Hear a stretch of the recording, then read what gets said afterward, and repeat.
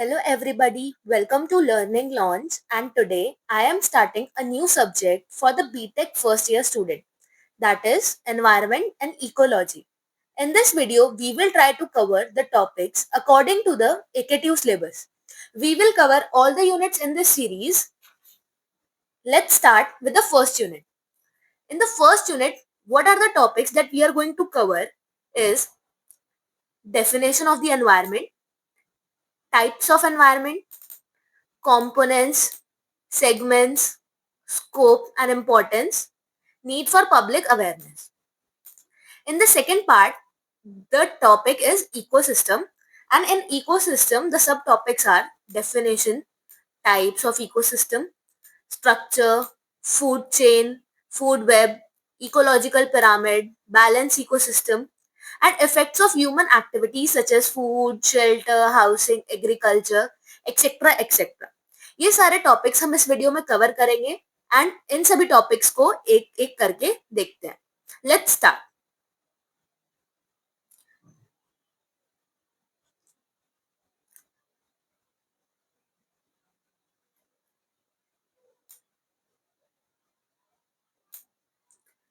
So environment. What is environment? Basically ये तो आप सबने पहले ही लास्ट क्लासेस में पहले पढ़ा होगा कि एनवायरमेंट क्या होता है. बेसिकली एनवायरमेंट डिराइव करता है एक फ्रेंच वर्ड से एनवायरन, जिसका मतलब होता है एनसर्कल या फिर सराउंड. आपके सराउंड जो भी चीजें हैं, जो भी आपके सराउंडिंग्स में है, उसको बोलते हैं एनवायरमेंट.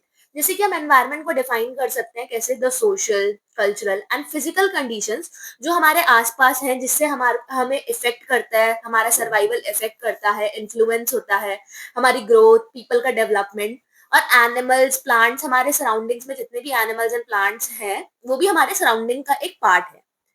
इस अगर हम एनवायरनमेंट को और ही ब्रॉड डेफिनेशन में अगर हम देखें, तो ब्रॉड डेफिनेशन में एनवायरनमेंट क्या है, उसमें आता है natural world and the technological environment as well as the cultural and social context that shape human life. So जो भी चीजें जो ह्यूमन लाइफ को अफेक्ट करती हैं, चाहे बेशक वो कल्चरल चीजें हों या फिर सोशल, वो सारी टेक्नोलॉजिकल या फिर नेचुरल वर्ल्ड, वो सब क्या करता है, ब्रॉड डेफिनेशन हमारे एक एनवायरनमेंट के लिए हमें बताता है. ठीक है. एनवायरनमेंट को हम कैसे डिफाइन कर सकते हैं? As a sum of total of all the living and non-living elements and their effects that influence human life. While all living or biotic elements are animal, plants, forests, fisheries and birds, non-living or abiotic elements include water, land, sunlight, rocks and air. Basically environment में क्या होता है, living और non living चीजों का एक सम होता है, जिससे एक ह्यूमन की लाइफ को इन्फ्लुएंस कर सकते हैं, ह्यूमन की लाइफ में कुछ चेंज लाया जा सकता है. सारे लिविंग, जितने भी लिविंग एलिमेंट्स होते हैं, उनको बायोटिक एलिमेंट्स भी बोला जाता है, जैसे कि animals, plants, forest, fish, birds, etcetera etcetera. And non living चीजों को अबायोटिक एलिमेंट्स भी बोलते हैं, जैसे कि water, land, sunlight, rocks and airs. ये होता है एनवायरनमेंट. अगर बेसिकली आपको एग्जाम में एनवायरनमेंट की डेफिनेशन पूछनी है तो पूछ ही जाएगी, तो आपको ये लिख के आना. ठीक है. अब चलते हैं नेक्स्ट स्लाइड पे. Types of environment. So types of environment में क्या आता है, दो तरह के एनवायरनमेंट होते हैं, natural environment and manmade environment, जिसको हम आर्टिफिशियल एनवायरनमेंट भी बोलते हैं.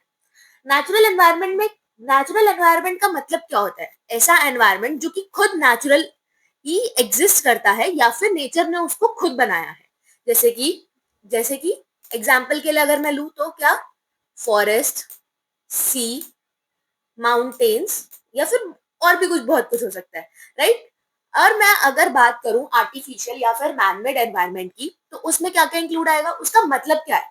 बेसिकली उसका मतलब है कि वो एनवायरनमेंट तो है, पर लेकिन उसको आर्टिफिशियली ह्यूमन ने बनाया है, वो खुद पहले से एग्जिस्ट नहीं करता है या फिर नेचुरली एग्जिस्ट नहीं करता है. जैसे कि एक्वेरियम, इंसानों ने ही बनाया है एक्वेरियम, पहले से तो नहीं बना हुआ है aquarium.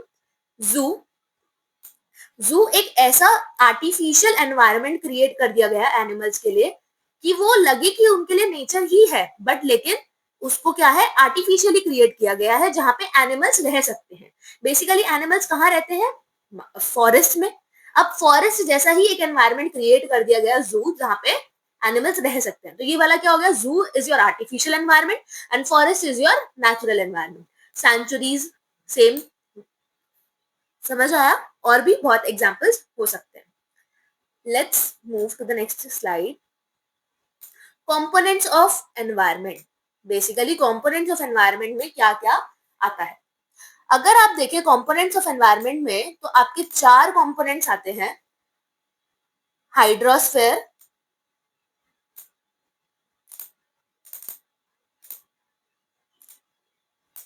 Lithosphere, atmosphere and biosphere. So ये 4 कंपोनेंट्स एनवायरनमेंट के क्या क्या होते हैं, मैं आपको एक एक करके एक्सप्लेन करती हूँ। हाइड्रोस्फेयर में क्या होता है? Hydrosphere includes all water bodies such as tanks, rivers, oceans, seas, etcetera, right? अब जितनी भी वाटर बॉडीज हैं वो आपकी किसके अंडर आती हैं? हाइड्रोस्फेयर के under. It functions in a cyclic movement and is known as water cycle या फिर हाइड्रोफिलिक साइकिल। बेसिकली हाइड्रोस्फेयर क्या करता है? ये एक ऐसी लेयर है जहां पे बेसिकली क्या होता है, वाटर बॉडीज इंक्लूड करती हैं, जैसे कि टैंक्स, रिवर्स, ओशन, सीज, इन सबको क्या बोलेंगे हम? ये एक पार्ट है हाइड्रोस्फेयर का। ये बेसिकली क्या करता है? एक साइक्लिक मूवमेंट में फंक्शन करता है, और इसको क्या बोला जाता है? वाटर साइकिल भी बोल सकते हैं या फिर हाइड्रोफिलिक साइकिल भी बोल सकते हैं। वाटर साइकिल आपने सबने स्कूल में पढ़ी होगी, वाटर साइकिल क्या होती है ये सबको पता है, अब ये मेरे को यहाँ एक्सप्लेन करने की जरूरत नहीं है। Let's move to lithosphere. Lithosphere कौन सा पार्ट इंक्लूड करती है? Which consist of soil, which consist of soil, rocks, mountains, right? आपका सॉइल, रॉक, माउंटेन वाला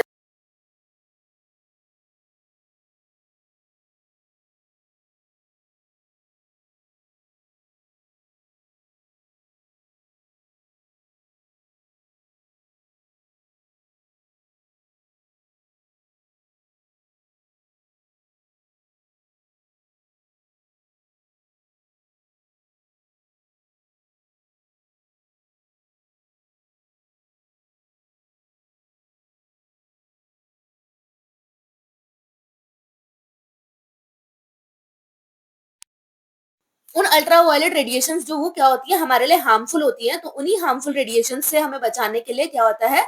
एटमॉस्फेयर का जो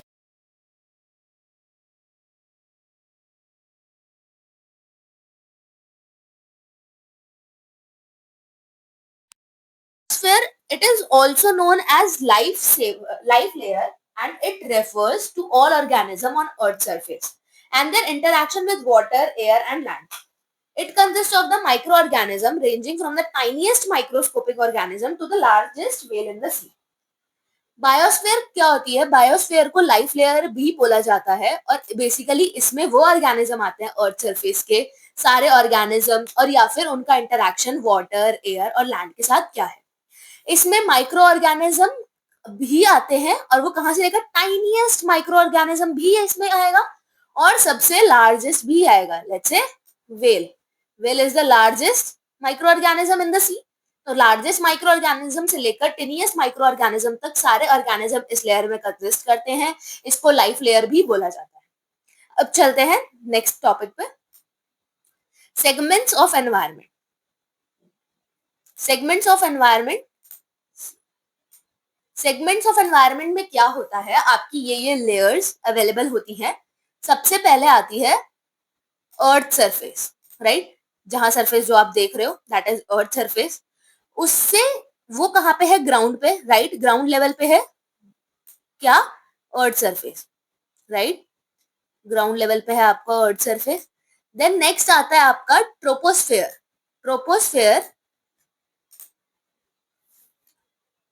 एक second, yes, troposphere.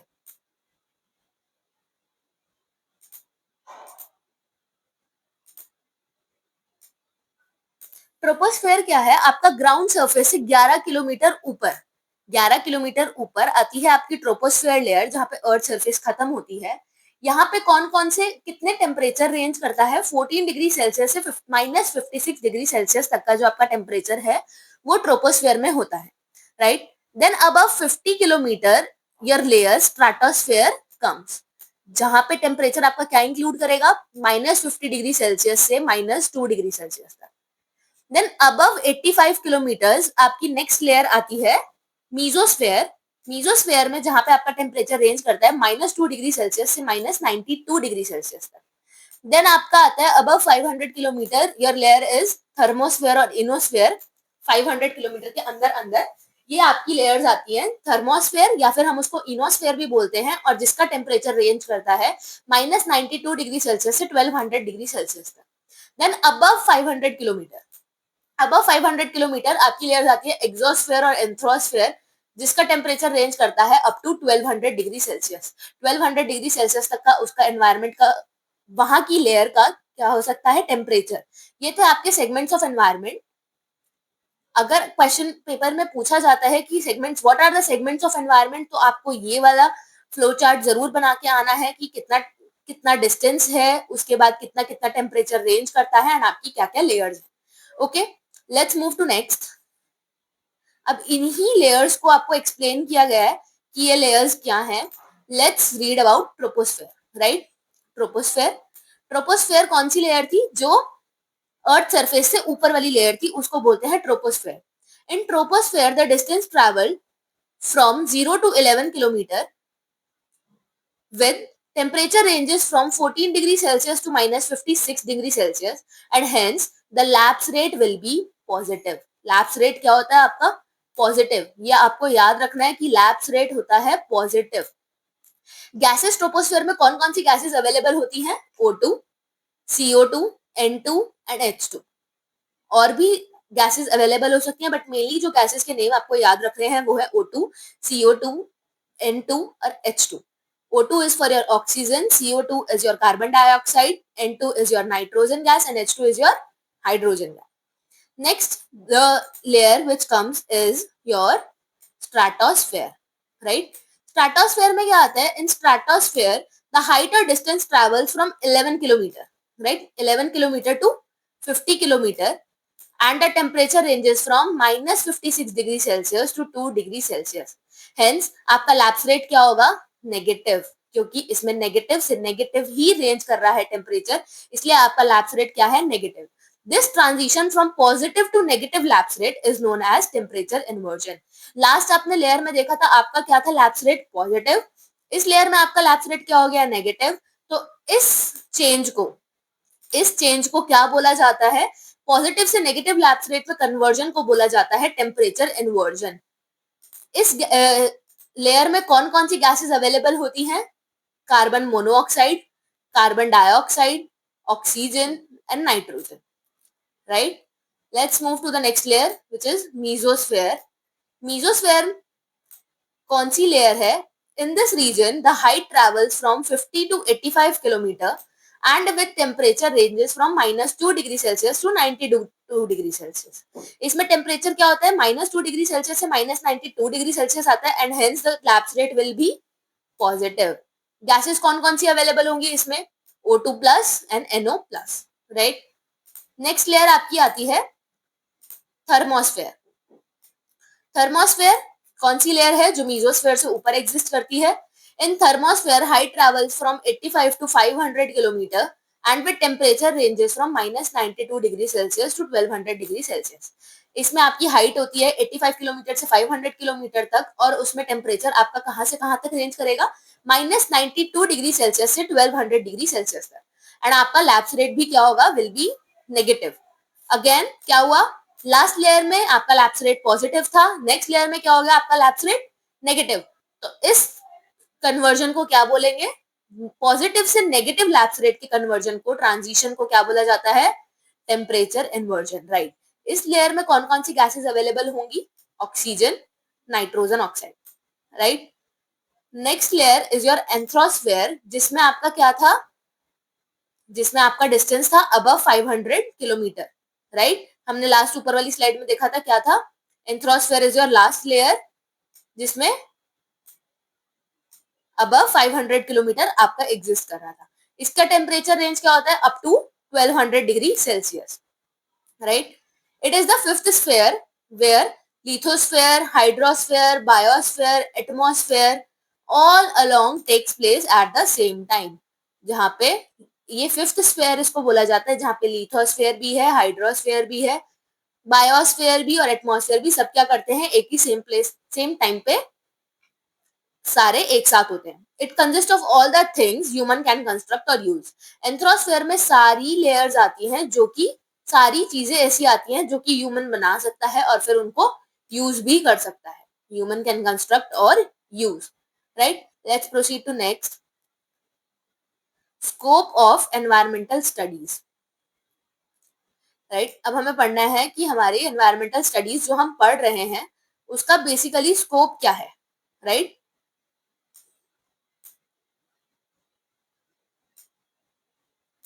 The field of environmental studies provides us a wide range of scopes which are not only important for children but also for the individual of all the ages. अगर हम देखें तो जो environmental studies है ये हमें क्या करती है, बहुत एक वाइड रेंज ऑफ स्कोप देती है, जो कि सिर्फ बच्चों के लिए ही जरूरी नहीं है, हर एज ग्रुप के लोगों के लिए जरूरी है कि उनको पता होना चाहिए कि एनवायरमेंटल स्टडीज हमारे लिए क्यों इम्पोर्टेंट है, उनसे क्या क्या फर्क पड़ता है। ये सब चीजें सबको पता होनी चाहिए कि हमारे सराउंडिंग में एक्चुअली क्या क्या एग्जिस्ट कर रहा है, राइट। इससे स्कोप क्या क्या है एनवायरमेंटल स्टडीज पता होने से, पहला आता है resource awareness, right. Environmental studies foster awareness about both renewable and non-renewable resources, which involves their assessment, utilization pattern, and the need to maintain a balance for future generation. Basically आपने देखा है कि हमारे जो अर्थ है और या फिर जहां हम लोग रह रहे हैं, हमारे सराउंडिंग्स में बहुत सारे रिसोर्सेज हैं जिनको हम यूज कर रहे हैं। एंड आज की जनरेशन में हम लोग इतना ज्यादा रिसोर्सेज का यूज कर रहे हैं कि बिना सोचे कि हमें क्या यूज करना चाहिए, कितना यूज करना चाहिए, नहीं है आज के लोगों को ज्यादातर नॉलेज। एनवायरमेंटल स्टडीज को इतना प्रेफरेंस इसलिए ही दिया जा रहा है कि बेसिकली आपके एज ग्रुप्स में जितने भी लोग हैं, आज के टाइम में जितने भी लोग हैं, सबको इतना रहना चाहिए, सबको इतनी अवेयरनेस होनी चाहिए कि आप कौन कौन से रिसोर्सेज यूज कर रहे हो और आपको कितने कितने अमाउंट में रिसोर्सेज यूज करने चाहिए, कौन कौन से रिसोर्सेज होते हैं, इनकी नॉलेज हो, रिसोर्स अवेयरनेस, जिसमें पता आपको एटलीस्ट इतना पता होना चाहिए कि जो भी आप रिन्यूएबल और नॉन रिन्यूएबल रिसोर्सेज जो कि रिन्यू हो सकते हैं आप उनको यूज कर सकते हो, बट लेकिन जो रिसोर्सेज नॉन रिन्यूएबल हैं और जो जिनको बनने में बहुत मिलियंस ऑफ टाइम्स लगता है, उनको किस अमाउंट में यूज करना है जिससे कि एक बैलेंस बना रहे और हमारी आने वाली जो जनरेशन है, फ्यूचर जनरेशन, उनके लिए भी कुछ रिसोर्सेज प्रिजर्व रहे कि वो भी आके यूज कर सके। इस अमाउंट में रिसोर्सेज यूज करना, ये सब चीजें कौन बताता है, एनवायरमेंटल स्टडीज। देन नेक्स्ट आता है ecological understanding. Ecological understanding imparts knowledge about ecological system and their causes and effect relationship within them. Ecological understanding क्या करता है, हमें इतनी अंडरस्टैंडिंग देता है कि हमें पता चलता है कि जो इकोलॉजिकल सिस्टम्स हैं उनके क्या कॉज हैं, उनके क्या इफेक्ट्स हैं और उनके आपस में क्या रिलेशनशिप्स हैं, उनके अगर हम किसी को अगर इकोलॉजी में या फिर कोई इशू क्रिएट करते हैं तो उससे क्या होगा, अगर हम कोई बैरियर बनते हैं तो उससे क्या होगा। ये एक हमें नॉलेज देता है अबाउट इकोलॉजिकल सिस्टम्स और उनके जो भी कॉजेज और इफेक्ट्स हैं उनके बारे में हमें बताता है। नेक्स्ट आता है बायोडाइवर्सिटी अवेयरनेस। बायोडाइवर्सिटी अवेयरनेस क्या करता है, एनवायरमेंटल स्टडीज बेसिकली हमें क्या करता है, provide us essential information about the richness of biodiversity and the potential threats to plants, animals and microbial species. Biodiversity awareness is about like environmental studies हमें एक essential ऐसी इंफॉर्मेशन देता है कि बायोडाइवर्सिटी आज के टाइम में हमारी कितनी रिचनेस है, बायोडाइवर्सिटी में हमारी पोटेंशियल थ्रेट्स क्या है, प्लांट्स एनिमल्स को लेके कौन कौन सी एक्सटिंक्ट स्पीशीज हैं जिनको हमें उनको प्रिजर्व करके रखना है क्योंकि स्पीशीज खत्म होती जा रही है, ऐसी कौन कौन सी माइक्रोबियल स्पीशीज है जिनका हमें खास ध्यान रखना है, और हमारी बायोडाइवर्सिटी की कितनी रिचनेस है, मतलब कितने अलग अलग तरह की स्पीशीज हैं, कौन सी स्पीशीज एग्जिस्ट करती हैं, कौन सी एक्सटिंक्ट है, कौन सी एंडेंजर्ड है, इनका ध्यान रहे। नेक्स्ट आता है disaster preparedness. This field individuals to understand the causes and consequences of natural and human induced disasters।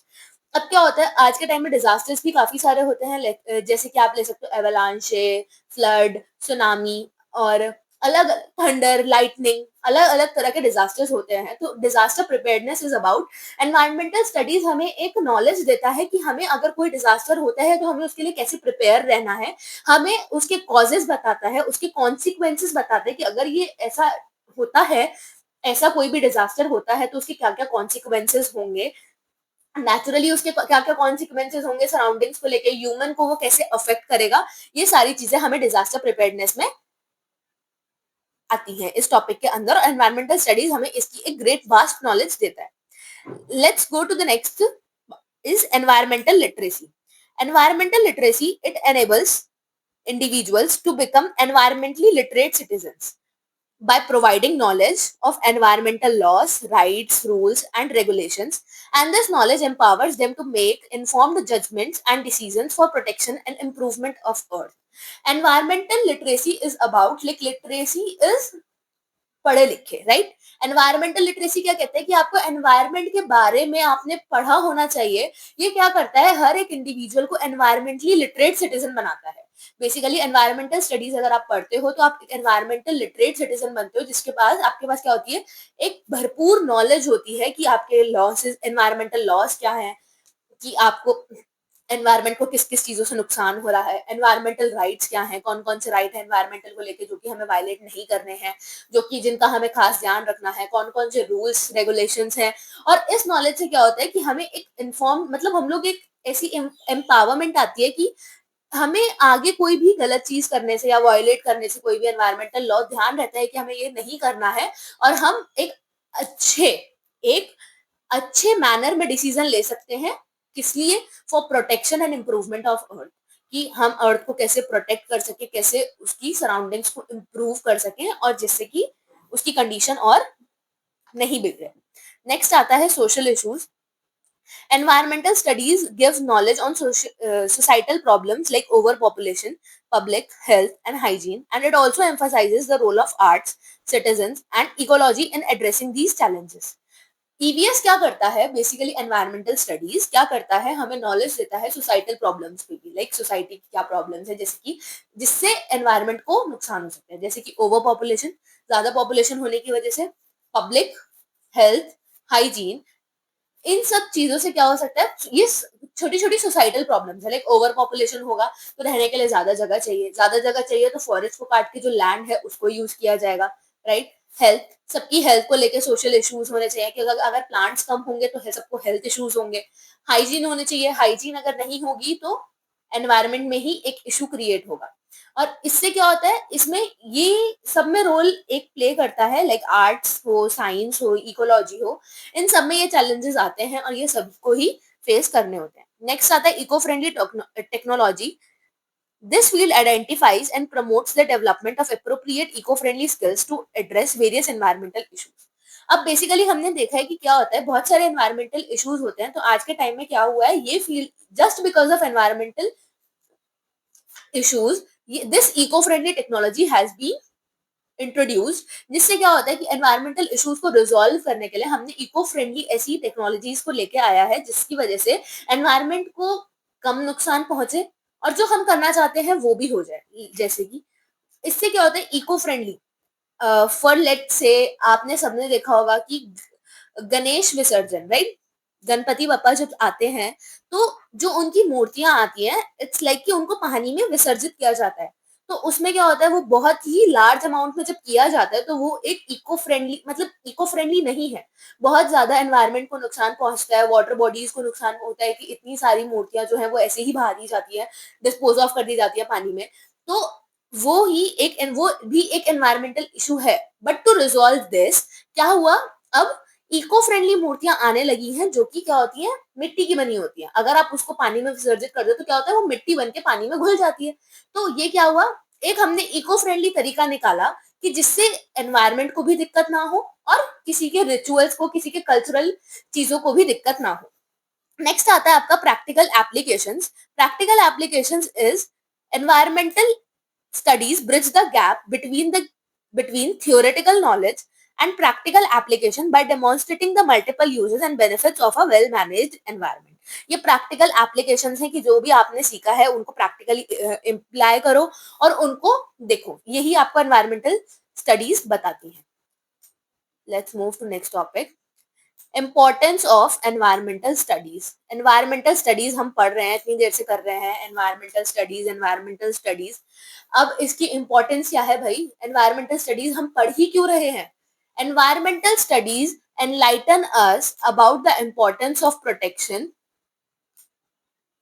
conservation from indiscriminate pollution into the environment. The importance of environmental studies is that the current trend of environmental degradation can be reversed if people of educated communities are organized, empowered, and experts are involved in sustainable development. Environmental factors greatly influence every organism and their activities. अब environmental studies की importance क्या है? Basically ये हमें बताता है कि हमें प्रोटेक्शन क्यों करनी चाहिए, हमें बेसिकली इंपॉर्टेंस ही क्या है, हमें प्रोटेक्ट क्यों ही करना चाहिए अपने एनवायरनमेंट को। नेक्स्ट आता है कंजर्वेशन फ्रॉम इंडिस्क्रिमिनेट पॉल्यूशन। इतना ज्यादा पॉल्यूशन हो रहा है एनवायरनमेंट में, noise pollution, land pollution, water pollution, air pollution, इतने सारे टाइप्स के पॉल्यूशन है, इतने सारे टाइप्स के पॉल्यूशन डेली की लाइफ में बहुत ज्यादा होते हैं। तो हमें एनवायरनमेंट को उसको कैसे बचाना चाहिए, क्या करना चाहिए उसके लिए। इंपॉर्टेंस ऑफ एनवायरमेंटल स्टडीज कुछ इस तरीके से है कि जैसे आजकल के टाइम में जो हो रहा है, करंट ट्रेंड क्या है एनवायरमेंटल डिग्रेडेशन का, उसको हम रिवर्स कर सकते हैं इफ हमारी कम्युनिटी जो हो एजुकेटेड हो, उसने एनवायरमेंटल स्टडीज पढ़ी हो हमारी कम्युनिटी में, उसको पता हो, एक्सपर्ट्स अवेलेबल हो, उनको पता हो कि कैसे क्या क्या इंपॉर्टेंस है, कैसे हमें प्रोटेक्ट करना है, कैसे कंजर्व करना है अपनी सराउंडिंग्स को, अपने एनवायरमेंट को। तो ये चीजें कम हो सकती हैं। Environmental factors greatly influence every organism in their activities. Basically अगर आप एनवायरमेंटल स्टडीज पढ़ते हो तो वो सबको ही बहुत ज्यादा इन्फ्लुएंस करती है, हर एक ऑर्गेनिज्म को और उनकी एक्टिविटीज को। अगर एक जने ने एनवायरमेंटल स्टडीज पढ़ी, अगर उसने कुछ अपनी एक्टिविटीज में सुधार लाया, कुछ फर्क पड़ा, ऐसे ही धीरे धीरे धीरे धीरे अगर बहुत सारे लोग पढ़ेंगे और बहुत सारे लोग कुछ अपनी एक्टिविटीज चेंज करेंगे, तो सबकी कुछ कुछ एक्टिविटीज से क्या होगा, एक दिन बहुत बड़ा चेंज आएगा। अब बेसिकली आज के टाइम में क्या क्या एनवायरमेंटल इश्यूज होते हैं, राइट? एनवायरमेंटल इश्यूज ही कौन कौन से होते हैं, हम देख लेते हैं कौन कौन से एनवायरमेंटल इश्यूज आते हैं। पहला है acid rain, global warming, population, climate change and pollution. ये आपके कुछ मेजर एनवायरमेंटल इश्यूज हैं जिनको हम आगे फर्दर डिस्कस करेंगे कि ये क्या होता है।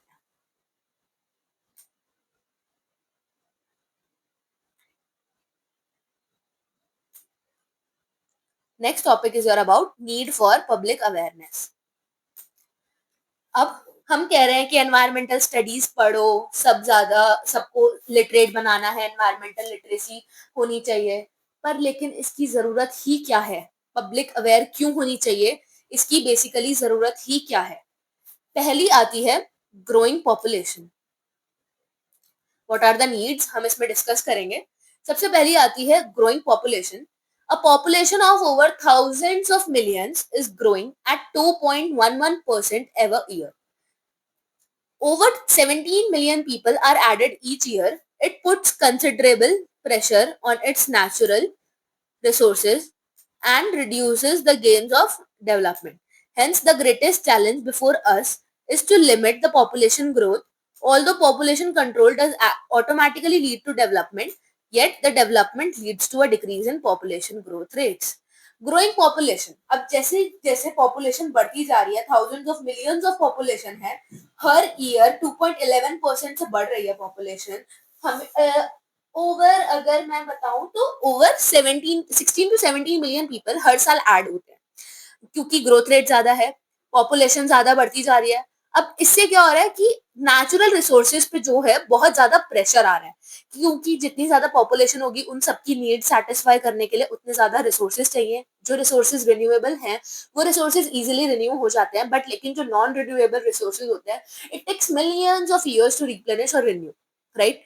जो नॉन रिन्यूएबल रिसोर्सेज है उनको मिलियंस ऑफ ईयर्स लग जाते हैं बनने में।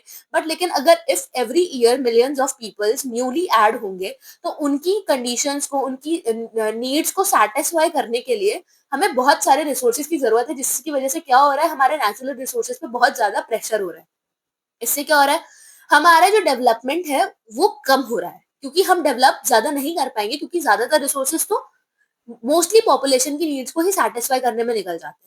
तो सबसे बड़ा चैलेंज हमारे लिए क्या है? सबसे पहले सबसे बड़ा चैलेंज है कि जो हमारी पॉपुलेशन ग्रोथ बहुत ज्यादा, बहुत तेजी से बढ़ रहा है, उसको हमें क्या करना है, लिमिट करना है। फर्स्ट ऑफ ऑल हमें अपनी पॉपुलेशन ग्रोथ को लिमिट करना है, जिससे अगर पॉपुलेशन कंट्रोल होता है तो ऑटोमेटिकली हमारा क्या होगा, डेवलपमेंट, हमारे रिसोर्सेज कहीं और यूज हो पाएंगे instead of just satisfying the needs of newly added people, right?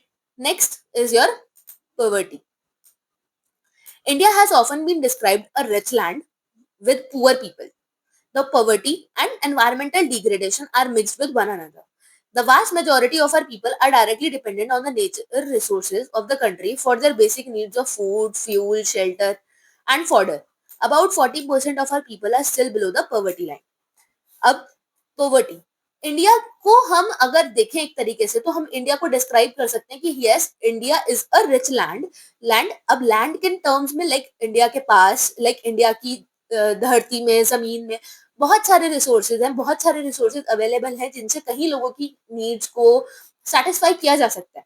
But लेकिन जो इंडिया की लैंड है, रिच लैंड पे क्या है, पुअर पीपल है। बेसिकली इंडिया को ऐसे ही डिस्क्राइब किया जाता है क्योंकि इंडिया में अगर आप देखें तो पॉवर्टी लाइन जो पॉवर्टी रेशियो है वो बहुत ज्यादा है। 40% पीपल अभी भी पॉवर्टी लाइन के बिलो आते हैं। तो अब बेसिक नीड्स अगर हम देखें, अब जो इतनी बड़ी वास्ट मेजोरिटी है पीपल की, हमारे कंट्री में इतनी ज्यादा लोग हैं, बेसिकली क्या है, सब डिपेंडेंट है किस पे, अपनी बेसिक इम्यूनिटीज के लिए, राइट। किस पे डिपेंड है, नेचर पे, रिसोर्सेज पे। कंट्री के जितने रिसोर्सेज हैं उन पे ही सब डिपेंड करेंगे अपने बेसिक नीड्स के लिए। बेसिक नीड्स क्या है, फूड, फ्यूल, शेल्टर, राइट। अब फूड, फ्यूल, शेल्टर के लिए सब अपने रिसोर्सेज पे वही करेंगे। तो मैंने वही बताया, जितने ज्यादा लोग पॉवर्टी लाइन के अंडर आएंगे, पॉवर्टी लाइन के बिलो आएंगे, वो अपनी बेसिक नीड्स के लिए किस पे डिपेंड रहेंगे, कंट्री पे, उनके रिसोर्सेज पे। जितने ज्यादा हम, अगर ज्यादातर रिसोर्सेज उनकी ही नीड्स को सेटिस्फाई करने में यूज हो जाएंगे तो डेवलपमेंट में ही कम यूज हो पाएंगे। तो दिस इज द नीड। ये एक नीड है कि पब्लिक इस चीज के बारे में अवेयर होनी चाहिए कि इन इन चीजों की वजह से हमारा जो कंट्री है वो डेवलप नहीं कर पा रहा है, and we have to look for it. Next is your environment degradation has adversely affected the poor who depend upon the resources of their immediate surroundings. Thus, the challenge of poverty and the challenge of environment degradation are two factors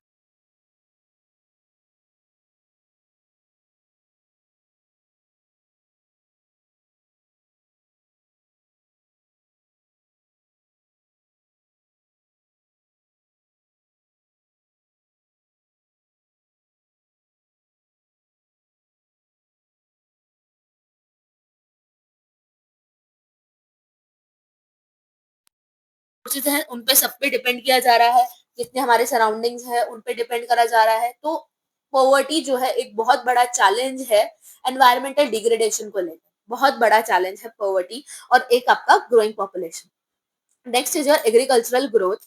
Agricultural growth, the people must be made familiar with the methods to sustain and increase agricultural growth without damaging the environment. High yielding varieties have caused soil salinity and damage to physical structure of soil. अब agricultural growth क्या हो रहा है, the people must be made familiar.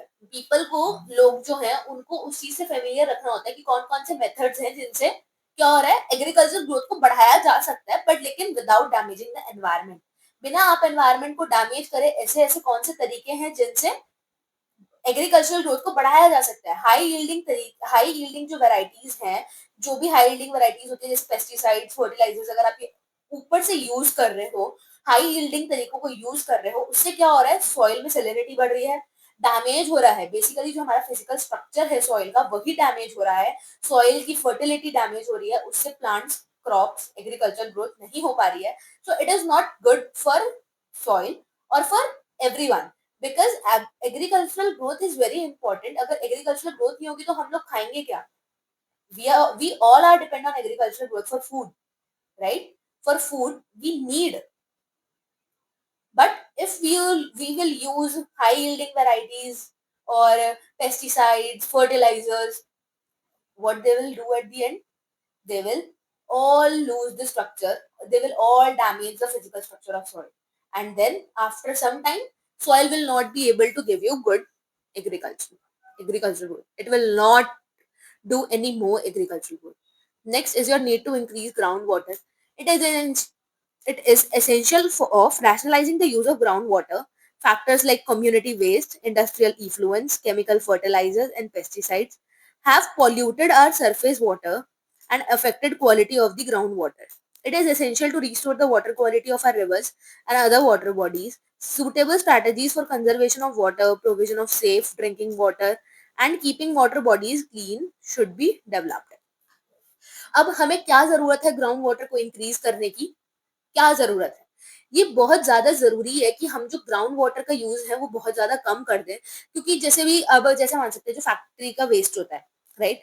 Community waste कह लो, industrial इफ्लुएंस कह लो, chemical fertiliser, pesticide जो है, उन्होंने बेसिकली क्या कर दिया है, हमारे सरफेस वाटर को बहुत ही ज़्यादा पॉल्यूट कर दिया है और हमारे ग्राउंड वाटर की क्वालिटी जो है, वो बहुत ज़्यादा अफ़ेक्ट कर रही है इन सब चीज़ों से। It is essential to restore the water quality of our rivers and other water bodies. ये ज़रूरी है, इट इज़ वेरी नेसेसरी कि हमारी जो वाटर क्वालिटी है, रिवर्स की, वाटर बॉडीज़ की, उनको रिस्टोर किया जाए, उनको वापस पहले की तरह किया जाए। क्यों? क्योंकि ये बहुत ज़्यादा ज़रूरी है। आज के टाइम में क्या हो रहा है, इतनी सारी इंडस्ट्रीज़ सेटअप कर दी गई हैं, इतनी ज़्यादा फैक्ट्रीज़ सेटअप कर दी गई हैं कि जो उनका जो वेस्ट है, उनको बिना ट्रीटमेंट के बहा दिया जाता है पानी के अंदर। डिस्पोज़ ऑफ कर दिया जाता है विदाउट एनी ट्रीटमेंट, जिसकी वज़ह से क्या होता है, वाटर पॉल्यूशन इंक्रीज़ कर रहा है, मरीन लाइफ़ को डैमेज हो रहा है। राइट, मरीन लाइफ बहुत ज्यादा इफेक्ट हो रही है। इनकी वजह से क्या हो रहा है, हमें बहुत ज्यादा जरूरी है कि हम पानी की क्वालिटी को वापस रिस्टोर करें, जिससे ना तो मरीन लाइफ अफेक्ट हो, ना फिर पॉल्यूशन हो। राइट, तो ये बहुत ज्यादा जरूरी है कि ड्रिंकिंग वाटर के लिए भी वाटर बॉडीज को साफ रखना चाहिए। राइट, ये होता है आपका फर्स्ट पार्ट खत्म। This is the first part, this is for this video. And next video में हम आगे के टॉपिक्स कवर करेंगे, like ecosystem, what ecosystem is about. हमने सिलेबस का फर्स्ट पार्ट कवर कर लिया है। मैंने बताया था कि लाइक जो आपका सिलेबस है वो दो पार्ट में कवर है, एनवायरमेंट एंड इकोसिस्टम। तो हमने एनवायरमेंट वाला पार्ट जो है कवर कर लिया है आज, जिसमें हमने डेफिनेशन पढ़ा and types of environment, components of environment, segments of environment, हमने ये सब पढ़े। एंड इस अब नेक्स्ट वीडियो में हम लोग पढ़ेंगे इकोसिस्टम। एंड इकोसिस्टम में हम ये वाले सारे टॉपिक्स हम कवर करेंगे, definition, types of ecosystem, structure, food chain, food web, ecological pyramid and balance ecosystem, ये वाले मैं सारे टॉपिक्स कवर करूंगी। सो इस इन सारे टॉपिक्स को आपको कंप्लीटली कवर करने के लिए, कंप्लीटली समझने के लिए आप चैनल पे बने रहें। Hope if you like the video, do like, share and comment. अगर आपको कोई भी डाउट हो तो आप कमेंट सेक्शन में पूछ सकते हैं, और अगर वीडियो पसंद आया तो डू लाइक। Thank you.